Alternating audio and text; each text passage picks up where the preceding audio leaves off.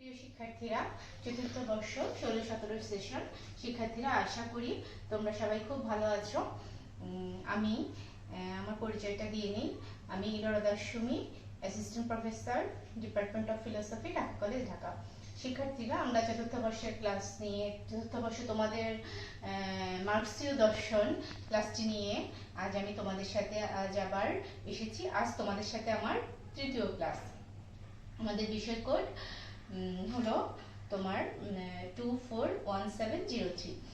তো শিক্ষার্থীরা, Marxist philosophy পড়তে যে আমরা প্রথম দিন তোমাদেরকে আমি বলেছিলাম যে মার্ক্সীয় দর্শনকে, মার্কসিস্ট ফিলোসফির যে সিলেবাসটাকে আমরা দুটি ভাগে সিলেবাসে বিভক্ত করা হয়েছে, গ্রুপ এ এবং গ্রুপ বি।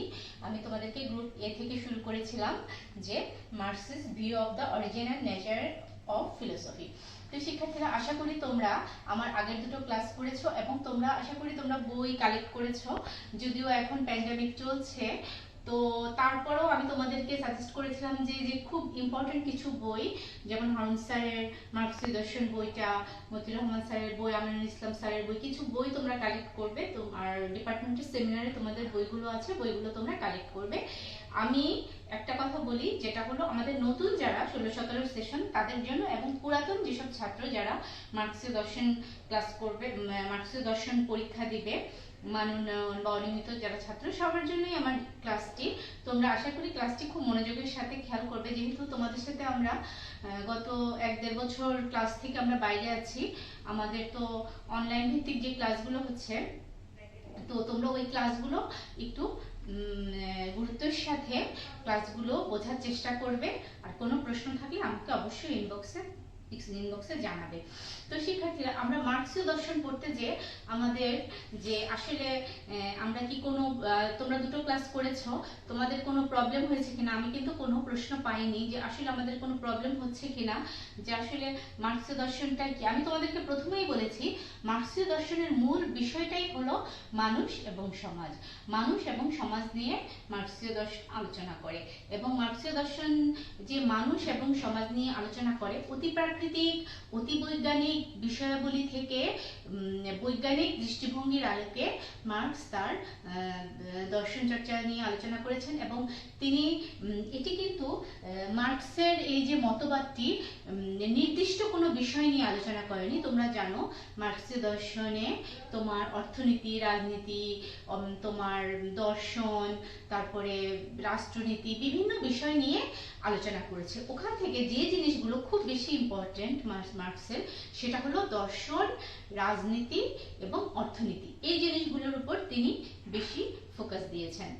এখন মার্ক্স কি করেছেন, মার্ক্স যে তার আলোচনাটা করতে যে তিনি কিন্তু, তোমাদেরকে আমি গত ক্লাসেও বলেছি, তিনি তার পূর্বসূরীদের মতামতের ভিত্তিতেই কিন্তু তিনি তার এই মার্ক্সীয় দর্শন বা মতবাদটি তিনি দিয়েছেন, এবং তিনি তার মতটা প্রকাশ করেছেন।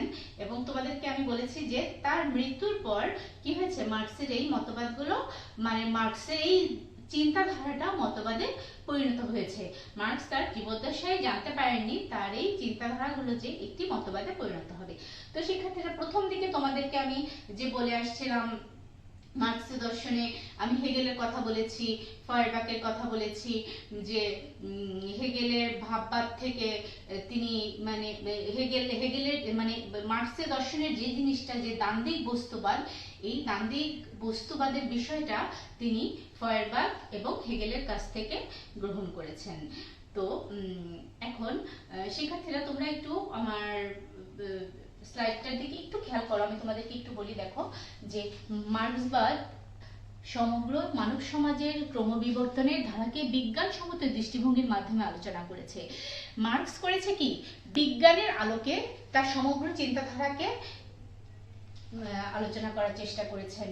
তিনি অতি বৈজ্ঞানিক বিষয় বা অতি প্রাকৃতিক বিষয়াবলী থেকে বের করে এসেছেন এবং অধিবিদ্যার হাত থেকে দর্শনকে রক্ষা করার চেষ্টা করেছেন।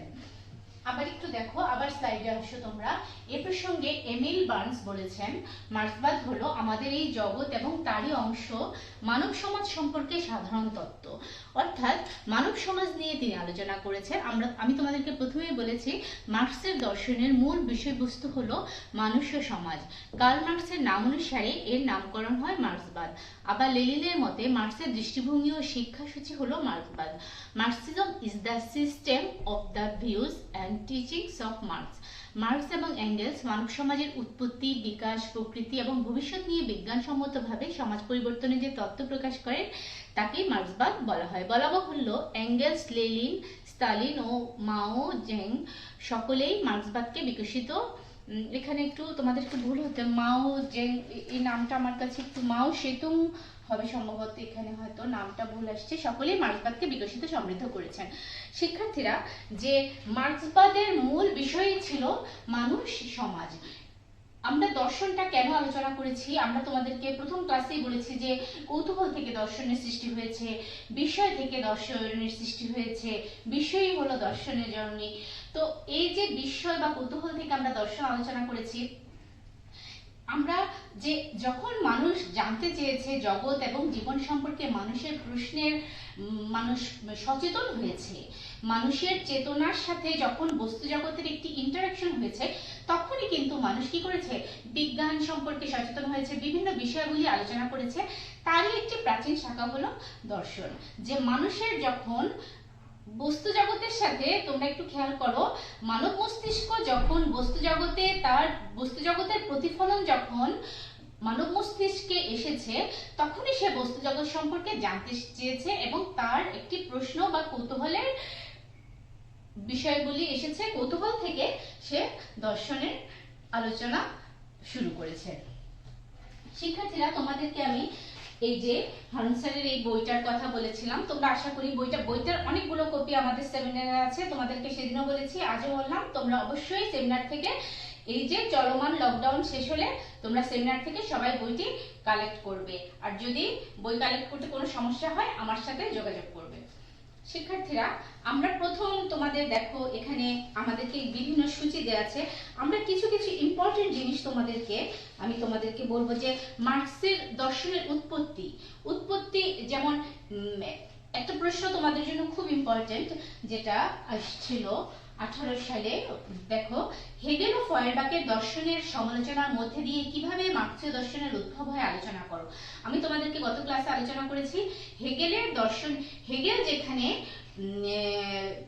তার আত্মগত ভাববাদের মাধ্যমে তিনি যে দ্বন্দ্বের কথা বলেছিলেন, তিনি যে দ্বন্দ্বের কথা বলতে যে দান্দিকতার মাধ্যমে এবং ফয়েরবাখের যান্ত্রিক বস্তুবাদ থেকে যেভাবে হেগেল এবং ফয়েরবাখের দর্শন থেকে মার্ক্স তাদের সমালোচনার মধ্যে দিয়ে মার্ক্স কিভাবে তার দান্দিক বস্তুবাদী দর্শনটা বের করে নিয়ে এসেছেন, সেই জিনিসটা আমি তোমাদেরকে অলরেডি আলোচনা করেছি। তোমাদের এটা একটা কোশ্চেনটা তোমরা লিখে রাখো, হেগেল ও ফয়েরবাখের দর্শনের সমালোচনার মধ্যে দিয়ে কিভাবে মার্ক্সীয় দর্শনের উদ্ভব হয় আলোচনা করো।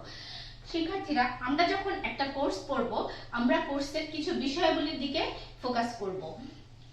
আমি আশা করি ক্লাসটা আমি তোমাদেরকে শুধু নিয়মিত ছাত্রদের জন্য নয়, অনিয়মিত, মান উন্নয়ন সকল ছাত্রদের জন্য আলোচনা করছি।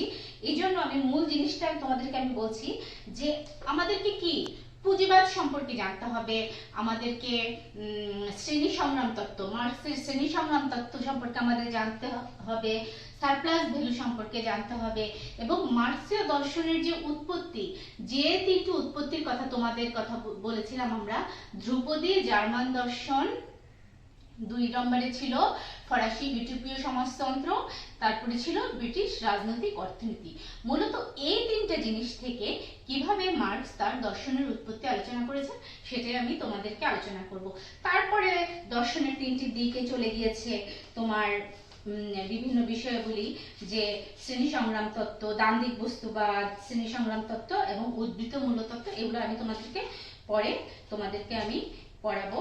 এর আগে তোমাদেরকে আবার আমি শুরু করব ধ্রুপদী জার্মান দর্শন, অর্থাৎ মার্ক্সীয় দর্শনের যে 3টি উৎস।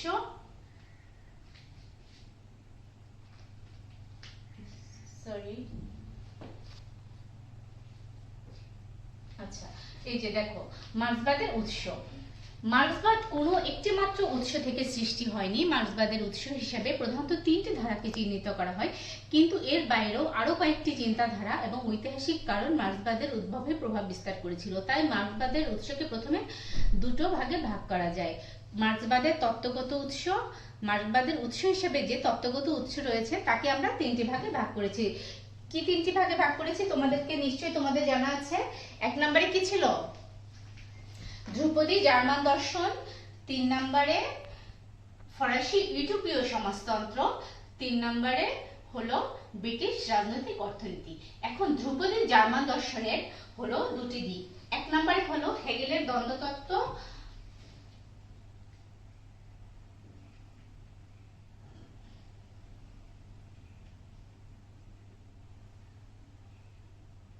এই যে জার্মান চিরায়ত দর্শন। জার্মান চিরায়ত দর্শন মানেই হলো ধ্রুপদী রাজনৈতিক তত্ত্ব, যেটাকে দুই ভাগে ভাগ করা হয়েছে, হেগেলের দ্বন্দ্বতত্ত্ব এবং ফয়ারবাখের বস্তুবাদ।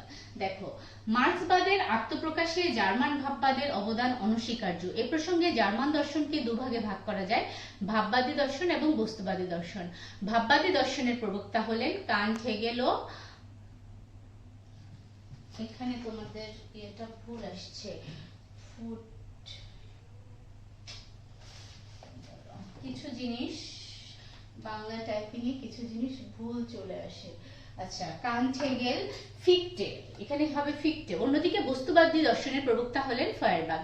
হেগেলের বাদ অর্থাৎ থিসিস, অ্যান্টিথিসিস এবং সিনথিসিস এবং ফয়ারবাখের কাছ থেকে দ্বন্দ্ব ধারণাটি মার্ক্স সযত্নে পরিচর্যা করে তাকে বাস্তবায়িত করেছেন। তার মানে কি? এই যে তোমাদেরকে বললাম যে হেগেল, তোমাদেরকে একটা প্রশ্ন আমি তোমাদেরকে আলোচনা করেছি যে হেগেল ও ফয়ারবাখের দর্শনের সমালোচনার মধ্যে দিয়ে কিভাবে মার্ক্সীয় দর্শনের উৎপত্তি হয়েছে। যে হেগেলের দর্শনের এই যে বাদ, প্রতিবাদ, সংবাদ, অর্থাৎ হেগেলের দর্শনকে তিনি তিনটে ভাগে ভাগ করেছেন।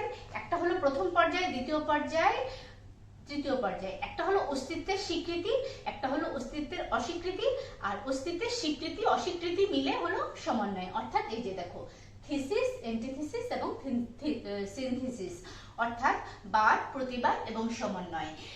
এখানে হেগেলের দ্বন্দ্ব তত্ত্ব বলতে আমরা আসলে কি বুঝি? দ্বন্দ্ব বলতে কিন্তু আমরা বুঝি বিকাশ, নতুনের উদ্ভব, পুরাতনের বিলয়। ফয়ারবাখের কাছ থেকে তিনি কি করেছেন? দ্বন্দ্ব ধারণাটি মার্ক্স সযত্নে পরিচর্যা করে তাকে বাস্তবায়িত করেছেন। মূলত মার্ক্স দ্বন্দ্ববাদ এবং বস্তুবাদ সংক্রান্ত ধারণা জার্মান ভাববাদী দার্শনিক হেগেল ও ফয়ারবাখের কাছ থেকে লাভ করেছিলেন। এ প্রসঙ্গে মার্ক্স জার্মান দার্শনিক ফয়ারবাখের দ্বারা প্রভাবিত হয়েছিলেন এবং তার বস্তুবাদী দৃষ্টিভঙ্গিকে গ্রহণ করে তাকে দ্বান্দ্বিক পদ্ধতিতে প্রয়োগ করে একটি সুসংহত বৈজ্ঞানিক মতবাদ গড়ে তুলেছিলেন। অতএব কার্ল মার্ক্স বিভিন্ন উৎস থেকে তথ্যসমূহ সংগ্রহ করলেও তিনি কিন্তু যুক্তিনির্ভর বিজ্ঞানসম্মত দর্শনতত্ত্ব তুলে ধরে রাষ্ট্রচিন্তার জগতে বিপ্লবের নতুন সূচনা করেছিলেন। শিক্ষার্থীরা, যে তোমরা বই থেকে এই জিনিসটা আরো সহজে পেয়ে যাবে যে হেগেলের এই যে দ্বন্দ্বতত্ত্ব বিষয়টা ছিল কি, তিনি অধিবিদ্যার বিষয়াবলী থেকে কিন্তু তার দর্শনটাকে তিনি বের করে আনতে পারেননি। কিন্তু ফয়ারবাখ কি করেছেন? অধিবিদ্যার জগৎ থেকে তিনি বলেছেন যে অতীন্দ্রিয় জগৎ বলে কিছু নাই, বস্তু জগৎটাই হলো আসল। বস্তু জগতের ধারণাটাকে ফয়ারবাখ নিয়ে এসেছেন। বস্তু জগতের ক্ষেত্রে ফয়ারবাখ একটি বিপ্লবের সূচনা করেছেন এবং মার্ক্স কিন্তু হেগেল এবং এই ফয়ারবাখের দর্শন থেকেই তার দ্বান্দ্বিক বস্তুবাদী ধারণাটি নিয়ে এসেছিলেন। শিক্ষার্থীরা, ধ্রুপদী জার্মান দর্শনে যে জিনিসটা খুব গুরুত্বপূর্ণ, যে হেগেলীয় ভাববাদটাকে কি করেছিলেন? তিনি সম্পূর্ণভাবে ফয়ারবাখ নাকচ করেছিলেন। হেগেলীয় ভাববাদটাকে বাদ দিয়ে তিনি বস্তুবাদী দর্শন প্রতিষ্ঠা করেছেন। অতীন্দ্রিয় ভাবসত্তাকে তিনি পুরোপুরিভাবে বাদ দিয়েছেন। তিনি বলেছেন যে ব্যক্তি, মানুষ, প্রকৃতি, সমাজ, তিনি বলেছেন সমাজের যে মানুষ, এদের কথাই তিনি বেশি গুরুত্ব দিয়েছেন, সমাজকে তিনি গুরুত্ব দিয়েছেন এবং সমাজের কথা গুরুত্ব দিতে গিয়ে তিনি অতীন্দ্রিয় ভাবসত্তাকে সম্পূর্ণভাবে বাদ দিয়ে তিনি তার বস্তুবাদী মতবাদটি প্রচার করেছিলেন।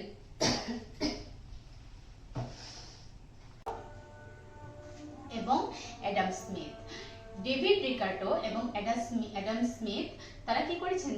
তারা অ্যাডাম স্মিথ মূল্যের শ্রম তত্ত্ব আবিষ্কার করেন এবং রিকার্ডো এই তত্ত্বকে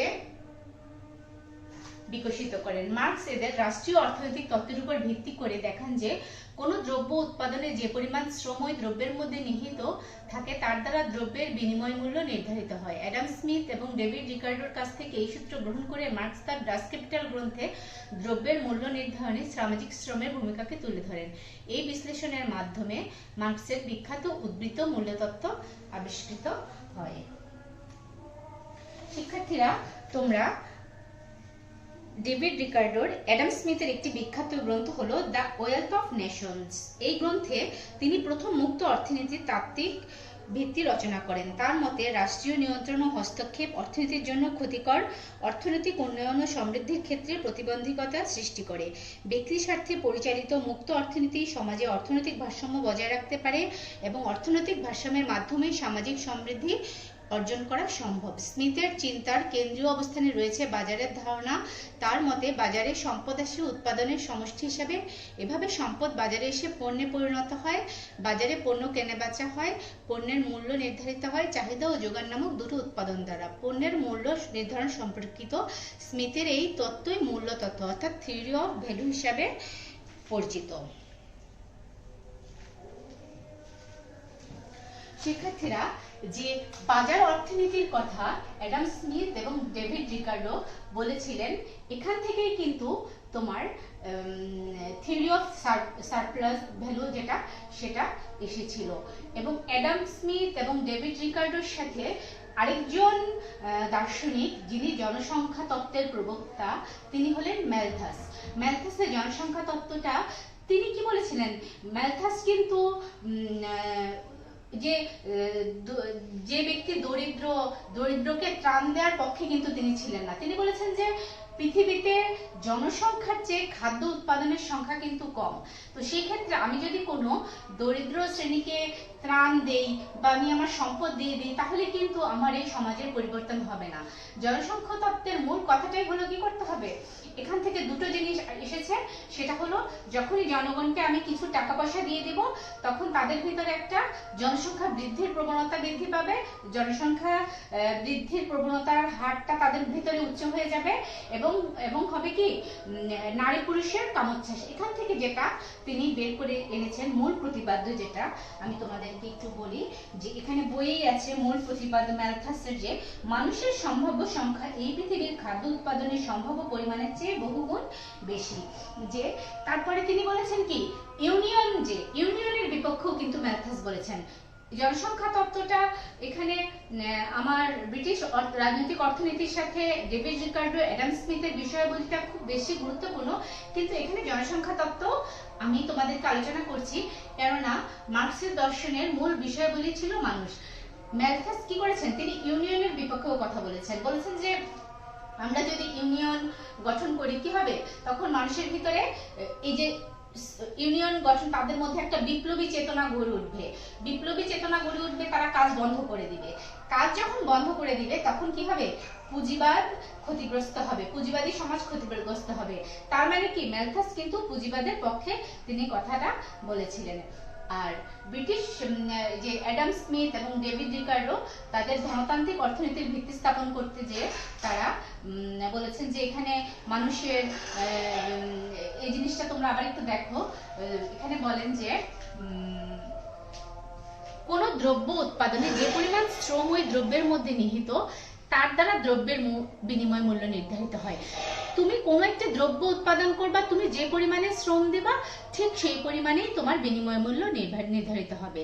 অ্যাডাম স্মিথ এবং ডেভিড রিকার্ডোর কাছ থেকে এই সূত্র গ্রহণ করে তার ডাস ক্যাপিটাল গ্রন্থে দ্রব্যের মূল্য নির্ধারণে সামাজিক শ্রমের ভূমিকা তুলে ধরেন।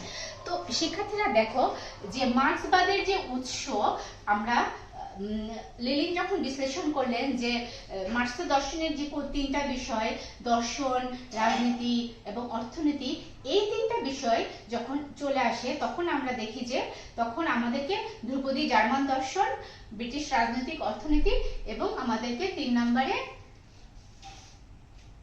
ফরাসি সমাজবাদ, এরপরে আসে ফরাসি সমাজবাদও আমরা বলতে পারি, অথবা আমরা বলতে পারি ফরাসি ইউটোপিয়ান সমাজতন্ত্র।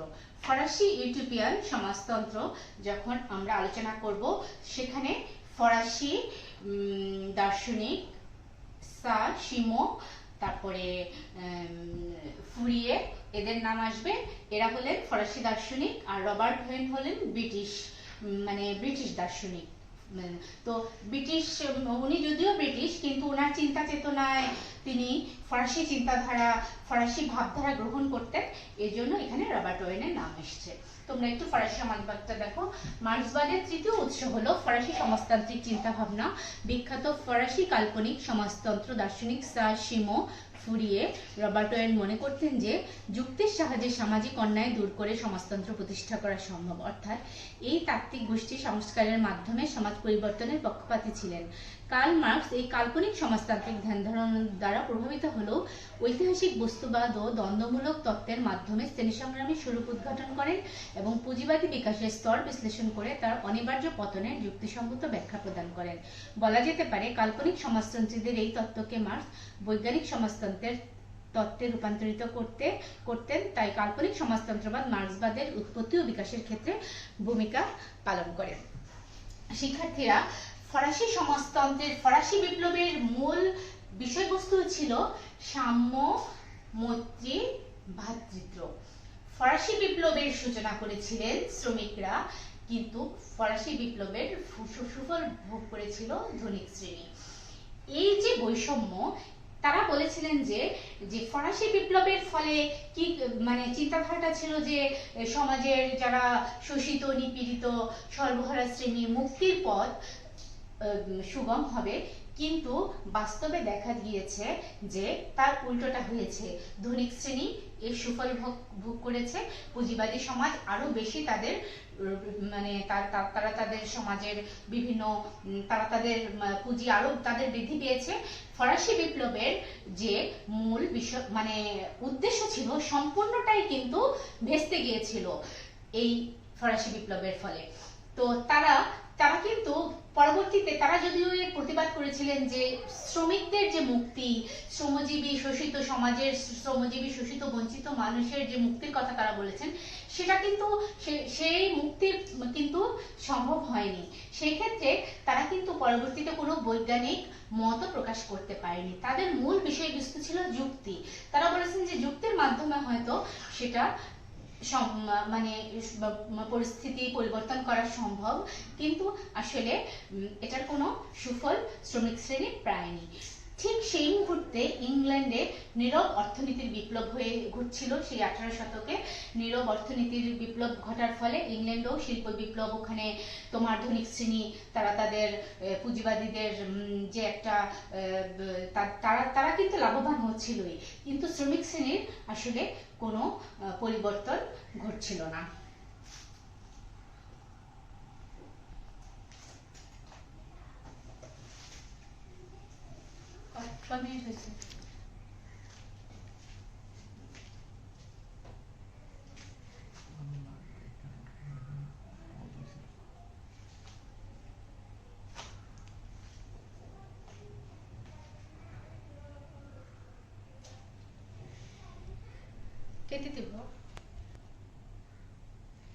শিক্ষার্থীরা, সার-সিমো এবং ফুরিয়ের চিন্তা ফরাসি বিপ্লবের ফসল। ফরাসি বিপ্লবের ফলাফল থেকে উদ্ভূত।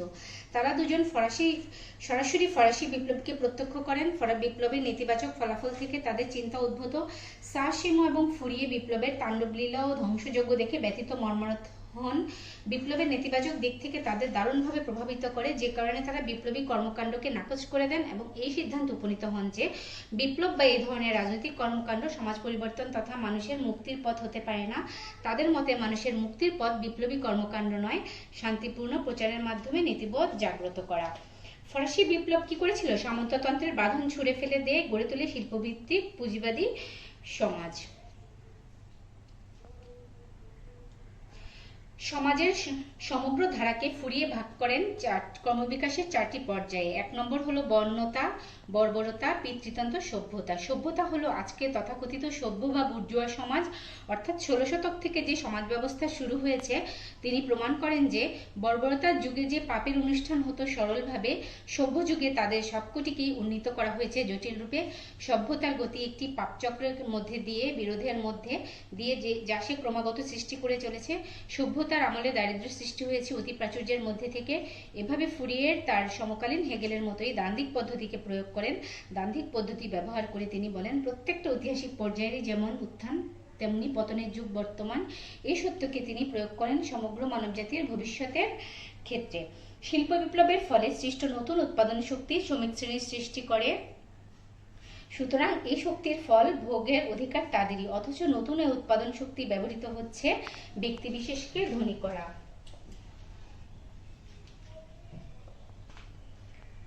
ব্যক্তিবিশেষকে তারা ধনী করেছে।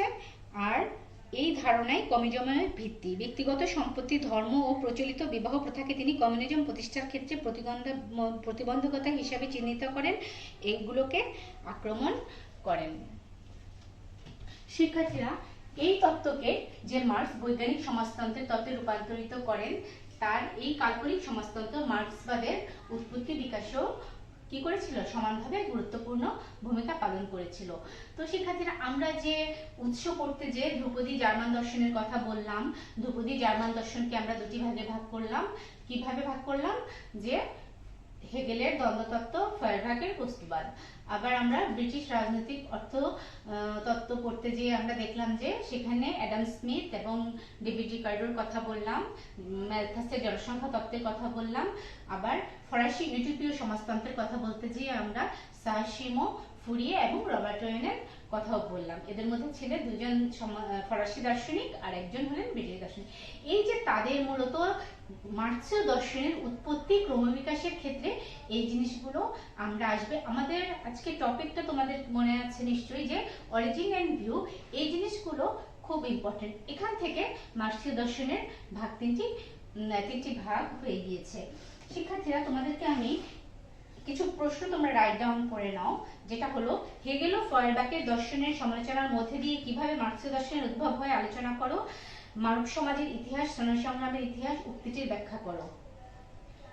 আবার আমি বলছি, হেগেল ও ফয়ারবাখের দর্শনের সমালোচনার মধ্যে দিয়ে কিভাবে মার্ক্সীয় দর্শনের উদ্ভব হয় আলোচনা করো। 2 নাম্বার, মানব সমাজের ইতিহাস, শ্রেণী সংগ্রামের ইতিহাস, উক্তিটি ব্যাখ্যা করো। 3 নাম্বার, উদ্বৃত্ত মূল্য কিভাবে শোষণ সৃষ্টি করে মার্ক্সবাদ অনুসারে ব্যাখ্যা করো। শিক্ষার্থীরা, আমি তোমাদেরকে কিছু জিনিস, আমি তোমাকে বোর্ড ব্যবহার করছি না, আমি তোমাদেরকে লিখে রেখেছি তোমাদের জন্য। যেটা হলো যে তোমাদেরকে যেটা বললাম, যে এই জিনিসটা তোমরা খেয়াল করবে যে ক্লাসিক্যাল জার্মান ফিলোসফি, যেটা হেগেলের দ্বন্দ্বতত্ত্ব এবং ফয়ারবাখের বস্তুবাদ, এই জিনিসটা তোমরা খেয়াল করবে। এই যে এই আর এটা একটু দেখাই তোমাদেরকে, আমি তোমাদেরকে ডায়েরিতে একটু লিখে রেখেছি। যে দেখো, ধ্রুপদী জার্মান দর্শন কি হয়েছে, 2 ভাগে ভাগ হয়েছে। হেগেলের দ্বন্দ্বতত্ত্ব, ফয়ারবাখের বস্তুবাদ, ফরাসি ইউটোপীয় সমাজতন্ত্র। এখানে এসেছেন সার্সিমো, ফুরিয়ে এবং রবার্ট ওয়েনের নাম। তারপরে ব্রিটিশ রাজনৈতিক অর্থনীতিতে এসে ডেভিড রিকার্ডো এবং অ্যাডাম স্মিথ। মূলত এই জিনিসগুলো তোমরা খেয়াল করবে। এই জিনিসগুলো খেয়াল করলে অরিজিনাল ভিউটা আমাদের হয়ে যাবে। তারপরে দেখো,